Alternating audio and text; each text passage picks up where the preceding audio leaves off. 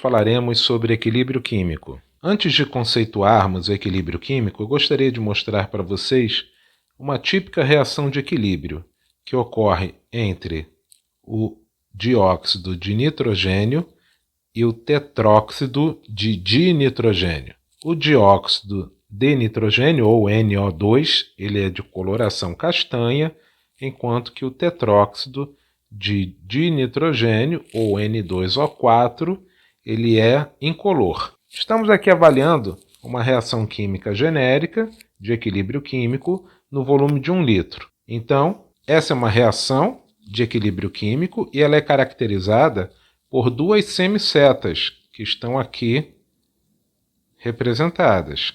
Isto é uma simbologia típica de equilíbrio químico. Mais abaixo, podemos observar uma tabela que leva em consideração o tempo, a concentração de NO2, a concentração de N2O4.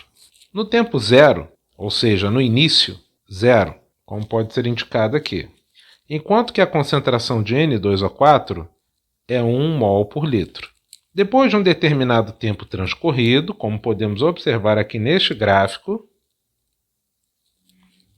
as concentrações elas entram numa estabilidade, tanto do NO2 quanto do N2O4. Então foi observado que no equilíbrio o NO2 obteve a concentração de 0,52 mol por litro, enquanto que o N2O4 obteve a concentração de 0,74 mol por litro. Gostaria de frisar com vocês que o equilíbrio químico é um processo dinâmico. Isso quer dizer que produtos tornam-se reagentes e reagentes tornam-se produtos ao mesmo tempo. Então ele é caracterizado pela manutenção entre as quantidades de reagentes e produtos de uma determinada reação química ao longo do tempo, como podemos observar novamente no gráfico. A concentração de NO2 e de N2O4, a partir mais ou menos deste ponto, é mantida constante com o decorrer do tempo. Consideramos por convenção que à esquerda nós temos reagentes e à direita nós temos produtos. É possível dizer também, no equilíbrio químico, que a velocidade em um determinado sentido, ou seja, da formação de produtos, deve ser igual à velocidade dos produtos formando reagentes. Então, volto a dizer que este é um equilíbrio químico, ou seja, uma reação de equilíbrio dinâmico. Os equilíbrios químicos podem ser classificados de duas formas. Equilíbrio homogêneo, esse equilíbrio ocorre em uma única fase. Um dos exemplos podem ser observados como o que aconteceu. Nós observávamos no equilíbrio entre NO2 e N2O4 apenas um aspecto homogêneo gasoso. Temos também os equilíbrios chamados heterogêneos. Aqui, o fenômeno ocorre em mais de uma fase, seja quais forem. É possível observar nesta imagem o equilíbrio que ocorre ao dissolvermos hidróxido de magnésio em água. Parte do material permanece na forma sólida, enquanto que parte é dissociada formando íons magnésio e hidroxila. Então nós temos aqui um equilíbrio heterogêneo. Temos também um outro exemplo, que é o cloreto de amônio, sólido, que se decompõe em equilíbrio químico heterogêneo, formando amônia e ácido clorídrico.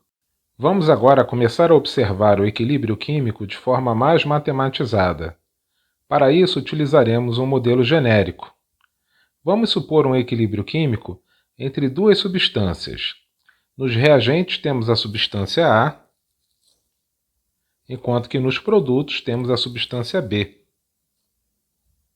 Cada um com seu respectivo coeficiente estequiométrico. Podemos levar em consideração o sentido direto, sendo da esquerda para a direita, e o sentido inverso, sendo da direita para a esquerda. Cada um dos sentidos obedece às suas respectivas equações de velocidade das reações químicas. Então, a velocidade de consumo de A pode ser representado como igual a uma constante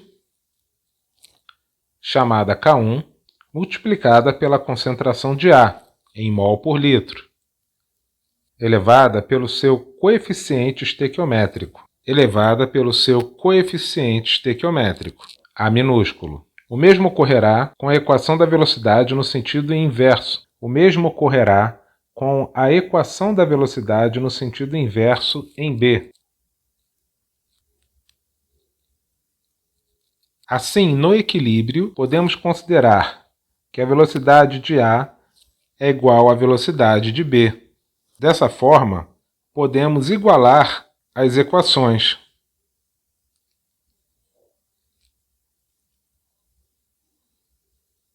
Então,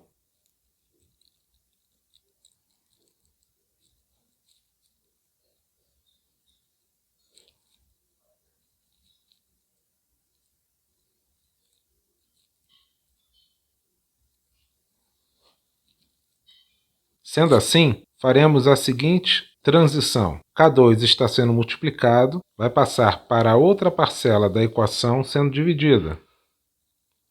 Dessa forma, teremos K1 sobre K2 é igual à concentração de B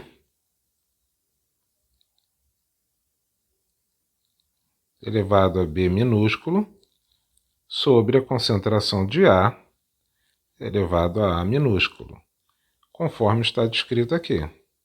Como temos duas constantes formando uma divisão, e esses valores são constantes, nós passamos a ter uma nova constante, que vamos chamar de Kc, ou K de equilíbrio. Este princípio obedece à chamada Lei da Ação das Massas. Vamos analisar agora essa equação genérica, em que nós temos os reagentes A mais B, formando C mais D, e estão em equilíbrio químico. Para isso, nós vamos usar do mesmo conceito das velocidades. Se eu utilizar isso aqui como reagentes e produtos, nós vamos ter que velocidade dos reagentes será igual à constante que eu vou chamar de 1, vezes concentração de A, elevado a A minúsculo, vezes a concentração de B, elevado ao coeficiente estequiométrico, que é B minúsculo.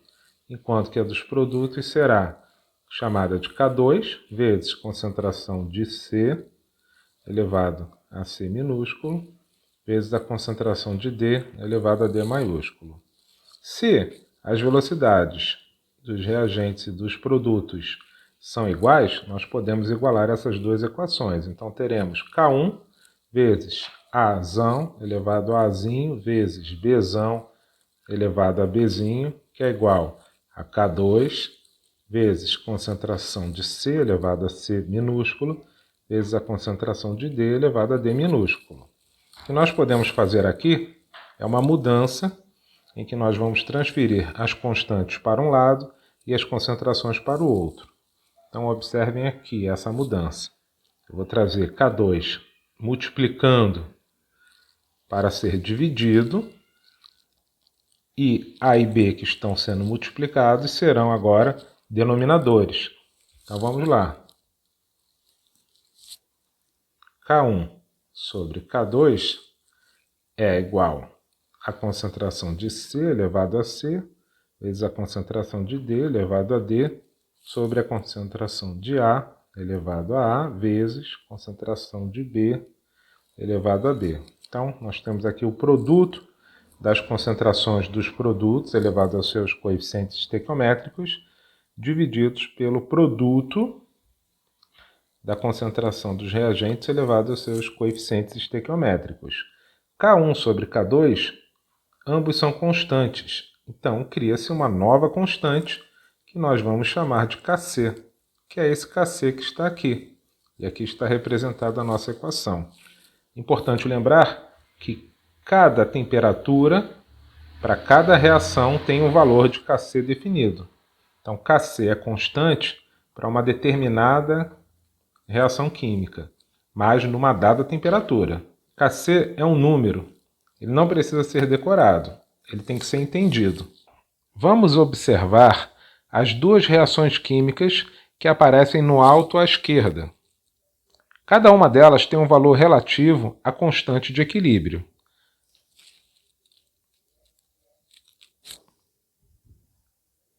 Também é possível notar que a primeira reação é contemplada com um valor bem alto, comparado à segunda equação.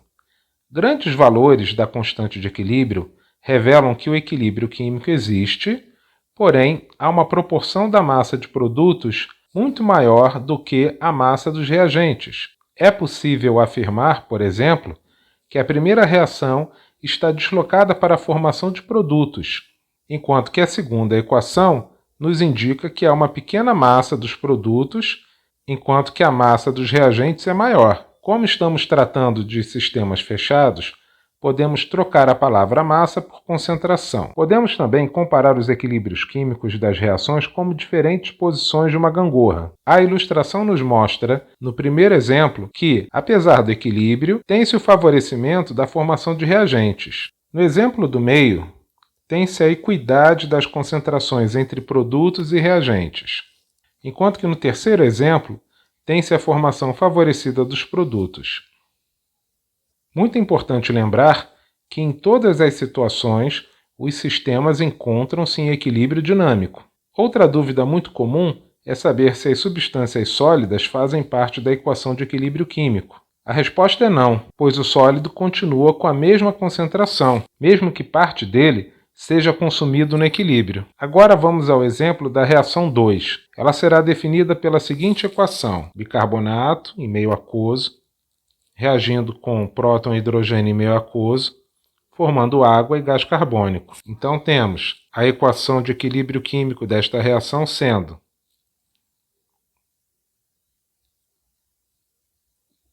concentração de CO2 sobre concentração de bicarbonato vezes a concentração de H+.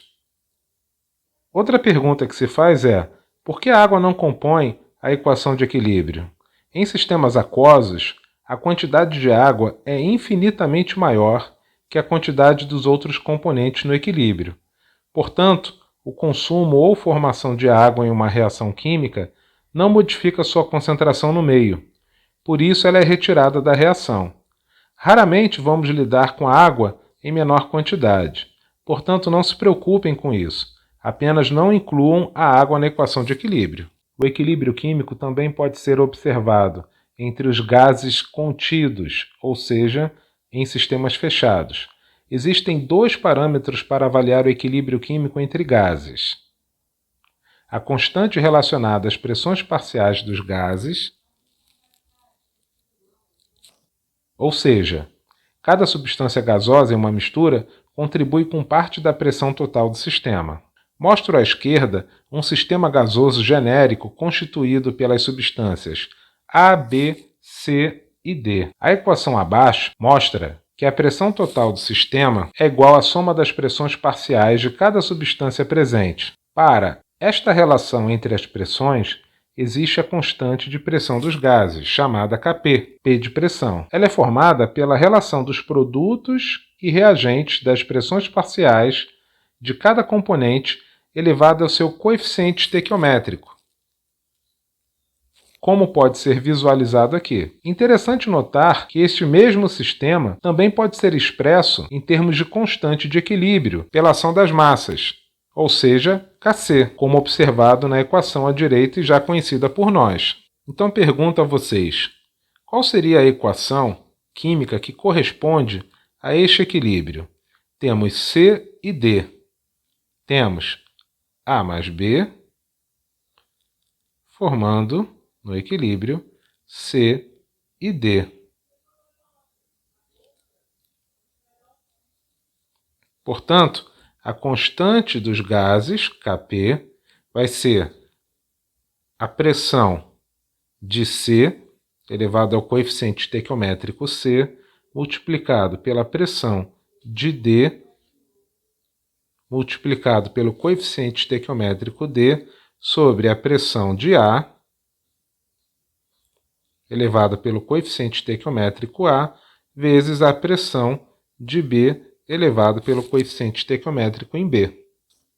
A maioria dos equilíbrios químicos estudados aqui terão relação com soluções aquosas, ou seja, a água é o componente que está em maior proporção e é o meio que dissocia ou permite a ionização de substâncias. Em nosso dia a dia, fazemos soluções com solutos moleculares, como água com açúcar. Ao mesmo tempo, também fazemos soluções com solutos formados por compostos iônicos, como a dissolução do sal de cozinha em água. Estudamos esses parâmetros nas aulas de soluções. O fato é que a água participa de uma série de fenômenos naturais e antrópicos. Ela tem propriedades muito interessantes, como a incompressibilidade, sua polaridade, resistividade elétrica, densidade, dentre outros. É importante frisar sobre a estrutura molecular da água. Ela é uma molécula angular e se faz assim por conta dos dois pares de elétrons não ligantes em sua molécula. Em função disto, existem polos eletrônicos. Um polo carregado negativamente pela presença dos elétrons, que inclusive atraem a densidade eletrônica da ligação OH. Em função disso, existem polos eletrônicos. Um polo carregado negativamente pela presença dos elétrons, que inclusive atraem a densidade eletrônica da ligação OH. Ao mesmo tempo, formam-se polos positivos, pobres em elétrons, na região dos átomos de hidrogênio. Diante deste fato, existe uma forte ligação intermolecular formada pelas próprias moléculas da água. Essa atração é chamada de ligação hidrogênio e é responsável pela alta temperatura de ebulição dessas substâncias. Então vou recapitular aqui com vocês. Temos a molécula da água com dois pares de elétrons, formando duas nuvens eletrônicas que empurram essas ligações químicas. Se esses pares de elétrons não existissem, a molécula da água seria linear. Mas não é o caso. Então temos uma região densamente carregada com elétrons, que é justamente essa região, e uma região pobre em elétrons, que é a região perto dos hidrogênios. Então nós vamos dizer que a molécula da água é uma molécula polar, pois ela forma polos eletrônicos. E isso permite a forte ligação intermolecular da água. Vamos observar à direita. A água produz um fenômeno chamado autoprotólise. Não fiquem desesperados com essa palavra. Auto quer dizer próprio, proto quer dizer próton e lise quer dizer quebra. Portanto, ao pé da letra, significa a água quebrando uma ligação química de sua própria molécula e que envolve o íon H+, também chamado de próton hidrogênio.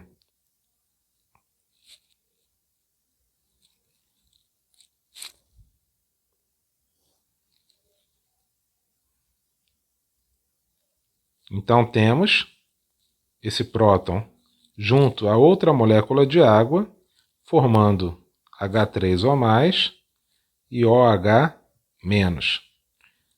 Menos porque a molécula de água, no momento da quebra da ligação, ficou com um par eletrônico da ligação OH. Aqui, ó. Por isso ela ficou carregada negativamente. Dessa forma, essa quebra permite que a molécula de água passe a formar a hidroxila,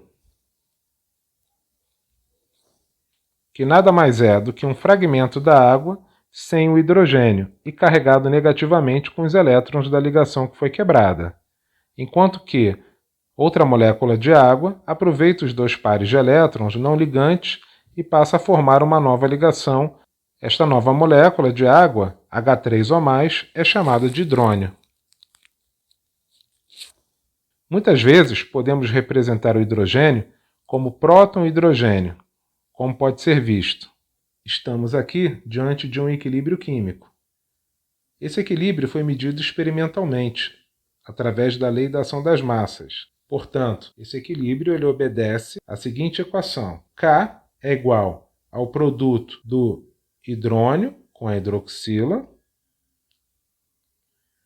dividido pelas concentrações de água. Entretanto, a água não é levada em consideração nessa equação, porque a concentração dela é constante, conforme já tínhamos conversado. Como estamos falando de água, em inglês é water, nós temos a equação da constante da autoprotólise da água como Kw, água em inglês, é igual à concentração de H3 ou mais multiplicado pela concentração de OH-, hidroxila. Experimentalmente, a 25 graus Celsius, Kw foi determinado por 1 vezes 10 a menos 14. A concentração de H3 ou mais é igual a de hidroxila, vamos consertar aqui, que é igual a 10 a menos 7 mol por litro. Isso pode ser verificado. Se Kw é igual a 1 vezes 10 a menos 14 e é igual a H3 ou mais, concentração de H3 ou mais, vezes a concentração de OH-, nós sabemos que nessa reação temos as proporções 1 para 1. Para cada mol de hidrônio formado, nós temos 1 mol de hidroxila sendo formado. 1 para 1. Então, podemos dizer que nessas condições, a concentração de hidroxila aqui na água é igual à concentração de OH-. Nós vamos chamar essas constantes simplesmente de x. Então, temos 1 vezes 10 a menos 14 é igual a x vezes x. Então, x é a raiz quadrada de 1 vezes 10 a menos 14. X, portanto, é 1 vezes 10 a menos 7 mol por litro, conforme estamos colocando aqui para vocês. Nós vamos trabalhar com a teoria de Arrhenius. Então vamos simplificar um pouco essa equação aqui de autoprotólise. Temos a água sofrendo sozinha uma quebra, em que teremos a formação de H+, e de hidroxila, que é OH-. Então temos o mesmo princípio. Kw é igual à concentração de H+, vezes a concentração de OH-, que é igual a 1 vezes 10 a menos 7 mol por litro a 25 graus Celsius. O estudo do equilíbrio químico permitiu conhecer algumas características desse fenômeno. O químico francês Le Chatelier foi quem determinou uma série de observações e conclusões sobre este fenômeno. Ele apontou que os equilíbrios químicos podem ser deslocados através de algumas perturbações. O que isso significa na prática? Significa que é possível dominar até certo ponto um equilíbrio químico de forma a obter mais produtos de interesse ou mesmo minimizar a presença de uma substância indesejável que esteja participando do equilíbrio químico. Apesar do equilíbrio químico parecer um fenômeno distante de nossa realidade, podemos dizer que é ao contrário. Estamos cercados de fenômenos que estão em equilíbrio, inclusive em nosso corpo. Por exemplo, temos a manutenção do nível de acidez do sangue. Esse processo pode ser perturbado por mudanças na condição respiratória, assim como através do metabolismo humano. Diante disso, o corpo é capaz de causar perturbações de forma a corrigir tais níveis a padrões aceitáveis. Outro exemplo ocorre no intestino, através do controle da acidez da flora bacteriana. Ela trabalha em um regime de acidez extremamente restrito, e a manutenção dessa restrição é regulada através das perturbações metabólicas causadas pelo corpo humano para a manutenção do mesmo. A partir de agora, estudaremos os tipos de perturbação possíveis em um equilíbrio químico. Falaremos sobre o efeito da concentração. O efeito da concentração é um fenômeno facilmente entendido, inclusive vivenciamos isso naturalmente. Tal efeito contempla que o aumento da concentração de um determinado participante no equilíbrio químico tende a deslocar para a direção do seu consumo. Trocando em miúdos, se eu adiciono um determinado elemento participante do equilíbrio, a tendência é que esse equilíbrio seja deslocado para o lado oposto da adição. O contrário também ocorre.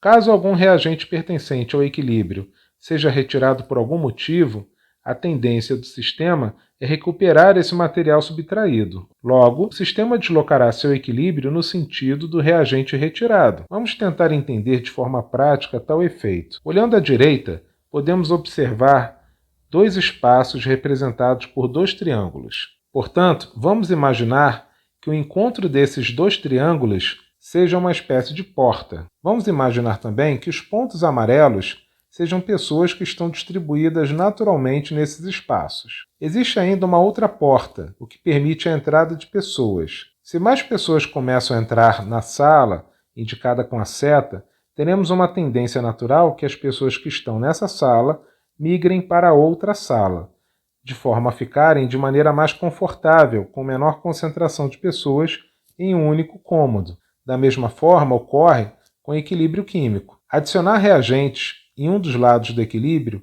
implica em deslocar o equilíbrio para o outro lado. O contrário também ocorre de maneira análoga.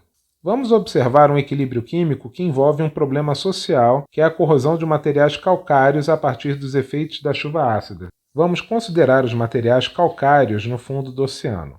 O aumento da acidez na atmosfera, através de combustíveis à base de carbono, e que também contém enxofre, geram óxidos de carbono e de enxofre. Esses anidridos permanecem na atmosfera e alcançam os oceanos. Boa parte deles é dissolvida no mar, e por serem anidridos, reagem com a água e formam ácidos. A primeira reação observada mostra o consumo do carbono de calcário por íons H+, e formando os íons cálcio e bicarbonato. São diversas as consequências desse efeito. Uma delas relaciona-se com o fato de que materiais à base de carbonato de cálcio são abrigos de animais e micro-organismos. Portanto, temos a corrosão desse tipo de material. Este equilíbrio acontece naturalmente, entretanto, ações antrópicas aceleram esse fenômeno através do aumento da concentração de H+ para a formação de produtos. Sistemas gasosos também podem sofrer influência na distribuição do equilíbrio por aumento da diminuição de pressão à temperatura constante.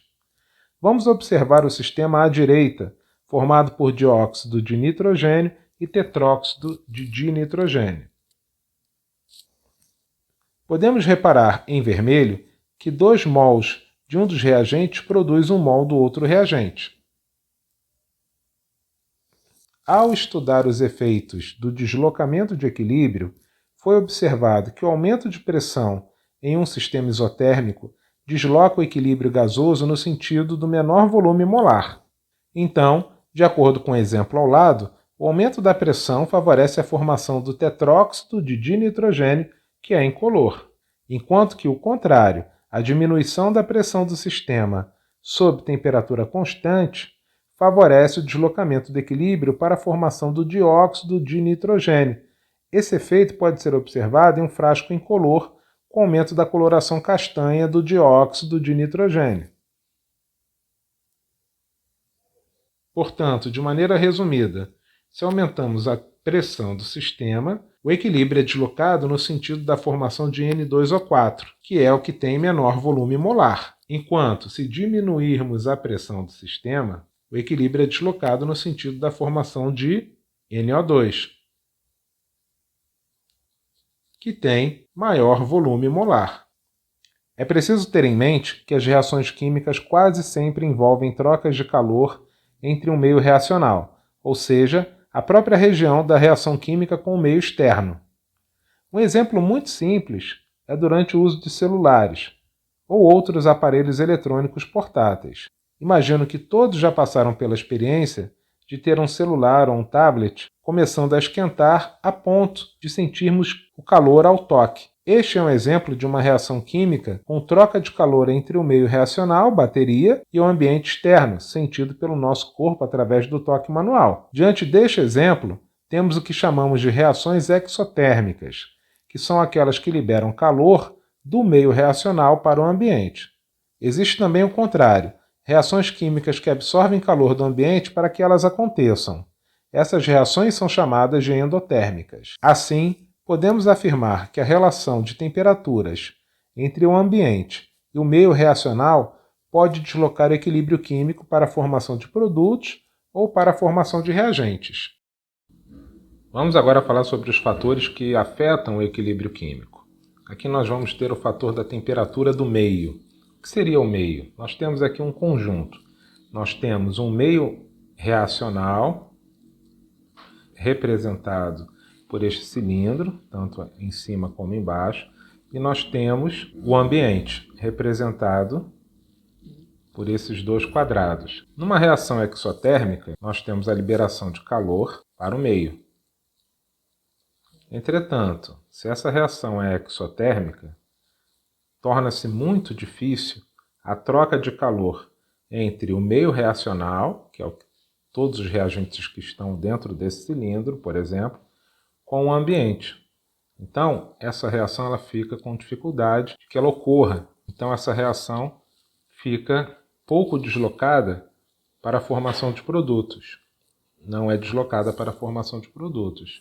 Ela fica mais deslocada para a produção de reagentes, porque ela não consegue fazer uma boa troca entre o meio reacional e sua vizinhança.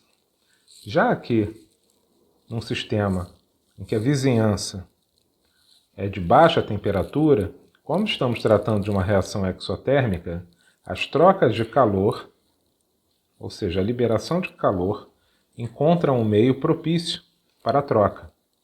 Então, podemos afirmar que a reação é favorecida para a formação de produtos. E se fosse o contrário? Se a reação fosse endotérmica, o que aconteceria com o deslocamento de equilíbrios? Seria exatamente o contrário. Se ela fosse endo, eu teria favorecimento da formação de produtos e também a dificuldade, então favorecimento da manutenção dos reagentes no segundo equilíbrio, caso elas fossem endotérmicas. Veja bem, se ela é endotérmica aqui, uma reação que absorve calor estaria fazendo vizinhança com um meio com baixa temperatura. Então, essa reação endotérmica teria dificuldade de trocas de calor. Então, temos todas as situações possíveis dentro dos sistemas que são endo- e exotérmicos. E os catalisadores? Um catalisador pode ser uma substância ou uma superfície que diminui a energia de ativação de uma reação química. Portanto, os catalisadores não interferem no equilíbrio químico. Entretanto, eles vão interferir no tempo em que o sistema encontra o equilíbrio. Podemos observar a diferença de tempo. Aqui, sem catalisador, sendo maior para atingir o equilíbrio comparado ao sistema com catalisador, que é menor. O sistema encontra o equilíbrio num tempo menor comparado ao sistema com catalisador. Utilizaremos algumas tabelas para entender um pouco melhor a questão do equilíbrio químico, as substâncias que foram consumidas e as substâncias que foram produzidas. Então, dentro daquele exemplo genérico do tetróxido com o dióxido de nitrogênio, temos sempre alguns campos que são concentração inicial do reagente, então temos aqui o início, temos aqui um campo dessa substância, temos aqui o campo da quantidade que foi reagida dessa substância, a quantidade formada dessa mesma substância e a concentração dela no equilíbrio. Da mesma forma, vamos utilizar as mesmas informações para outra substância. Assim, poderemos analisar as concentrações alcançadas no equilíbrio. Vamos observar agora um exemplo. Temos o equilíbrio químico entre N2O4 e NO2. Nesta coluna estão representadas as quantidades do N2O4 e nessa as quantidades do NO2. Então, num determinado experimento, foram colocados 5 mols de N2O4 e, ao final do processo, tivemos no equilíbrio 1,3 mol dessa mesma substância, enquanto que o NO2 não tinha nada no início e, no final, houve a formação de 7,4 mols de NO2. Ora, se tínhamos 5 mols de N2O4 e no final tivemos 1,3 mol por litro, sabemos agora a quantidade que foi consumida, que foi de 3,7 mol de N2O4. Entretanto, essa reação ela é 1 para 2. Podem perceber? Então, esses 3,7 mol de N2O4 que foram consumidos para formar o NO2, eles passaram agora a integrar 7,4 mols por litro, porque essa reação é 1 para 2. Então, quando se consomem 3,7 mol de N2O4, sabemos que vamos produzir o dobro disso, do NO2. Então, temos para o NO2 7,4 mol.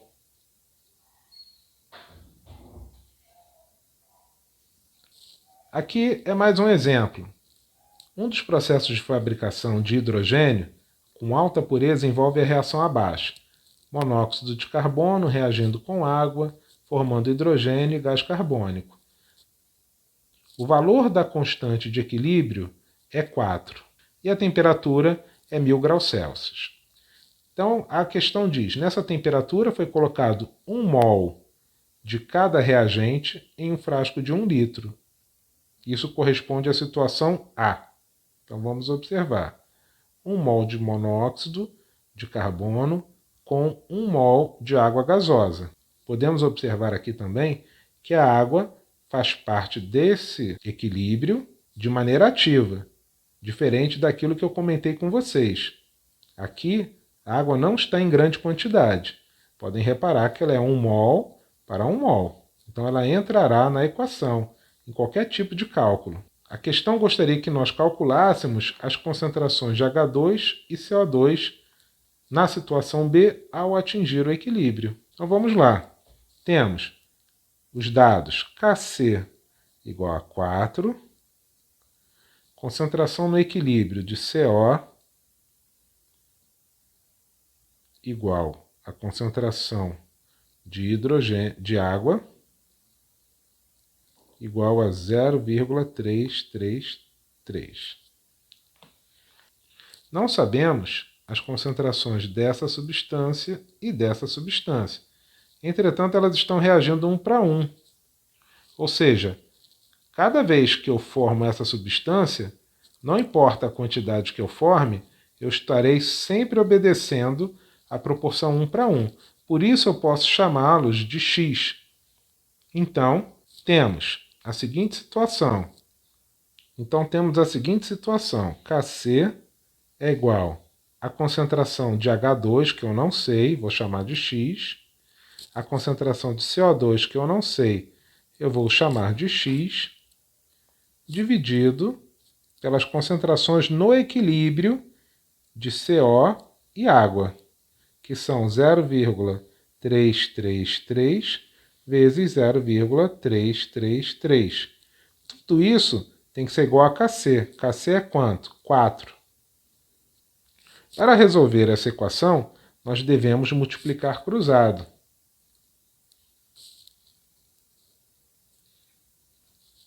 Então, teremos x vezes x, x ao quadrado, é igual a 0,333 ao quadrado, porque ele está sendo multiplicado pelo próprio valor, vezes 4. Que, na verdade, 4 é 2 ao quadrado. E 4 pode ser 2 ao quadrado. Assim, x ao quadrado pode retornar para cá como raiz quadrada de x, que multiplica 0,333 ao quadrado vezes 2 ao quadrado. Podemos retirar da raiz esses dois valores. Então, x vai ser 2 vezes 0,333, que vai ser 0,666. O que? Temos que colocar agora aqui. X é igual a 0, vou arredondar, 0,67 mol por litro. De quem? de hidrogênio e CO2. Ficou bagunçado, né? Então vou colocar aqui do lado. Concentração de hidrogênio é igual à concentração de CO2, que é igual a 0,67 mol por litro. Vamos agora tratar de um outro exercício que envolve equilíbrio químico. É a oxidação do dióxido de enxofre. Então está aqui o oxigênio, por isso oxidação, para a formação do trióxido de enxofre. Vamos agora analisar os dados. Em um recipiente de 1 litro, 1 litro, já deixo aqui desenhado, eu sou assim pelo menos, já deixo desenhado aqui, 1 litro. Imagino um cilindro com 1 litro de volume. Foram misturados 6 mols de dióxido de enxofre, então 6 mols. Reparem que eu não vou colocar com a letra S, porque eu estou tratando do mol como unidade, e aqui ele está por extenso, a palavra mol. Então, por isso que obedeceu ao plural. Então foram 6 mols de SO2 com 5 mols de oxigênio. E deixou-se reagir. O tempo passou e foram obtidos, ao final, no equilíbrio, 4 mol de SO3. 4 mols de SO3. Então, ele gostaria de saber o valor aproximado da constante de equilíbrio. Vamos tentar analisar aqui, com uma espécie de uma tabela, esses dados. A primeira coisa que nós devemos fazer é recolocar aqui a equação SO2, O2 e SO3. Podemos reparar que essa equação ela obedece à proporção 2 mols para 1 mol para 2 mols. E também podemos afirmar que, quando temos o consumo de um determinado número de mols de SO2, eu vou ter o mesmo número de mols na produção de SO3. Então, se aqui consumiu, por exemplo, 2 mols de SO2, eu tenho a formação de 2 mols de SO3, e por aí vai. Enquanto que no oxigênio, a relação é 1 para 2. 1 para 2. Então, quando eu consumo um número X de mols de oxigênio, eu estou produzindo 2x mols de SO3. Vamos ver isso melhor. Vou limpar aqui, vou limpar aqui. Então temos inicialmente, vou tratar aqui como início. Então no início temos 6 mols de SO2. Também temos no início 5 mols de O2 e nada de SO3. Depois de um determinado tempo, observamos 4 mols de SO3 e não sabemos quanto foi consumido de SO2 e oxigênio, a princípio. Devemos pensar da seguinte forma: se 2 mols reagem sempre com 2 mols, a relação é 1 para 1, então eu posso considerar que para formar 4 mols de SO3, eu tive que consumir o mesmo número de mols de SO2. Então, no equilíbrio, eu tenho 6 menos 4 mols de SO2. A relação é 1 para 1, 2 para 2, então é 1 para 1. Em relação ao oxigênio, eu tinha 5 mols. Então, nesse caso, como a relação é 1 para 2, nós teremos o consumo de 2 mols apenas de oxigênio, porque 2 vão virar 4 mols. Dessa forma, a questão pede o K de equilíbrio, ou Kc. Vamos armar aqui a equação. Kc é igual a concentração de SO3 elevado ao quadrado, dividido pela concentração de SO2 elevado ao quadrado. Por que ao quadrado? Olha aqui o coeficiente estequiométrico do SO3 e do SO2. Vezes concentração de oxigênio elevado a 1, que é ele próprio. Então vamos calcular isso. Eu tenho aqui SO3 é 4, é a concentração no equilíbrio. Devemos olhar para cá, no equilíbrio. Então, 4 elevado ao quadrado sobre concentração de SO2 no equilíbrio. 6 menos 4, 2. Então, é 2 ao quadrado vezes a concentração de oxigênio. 5 menos 2, 3. Então, temos aqui 4 ao quadrado é 16, dividido por 2 ao quadrado é 4, vezes 3. Então, Kc será 16 dividido por 4, dá 4, sobre 3. Essa divisão dá 1,33. Então, Kc é igual a 1,33. Espero que vocês tenham aproveitado e peço que façam a lista de exercícios. Até lá!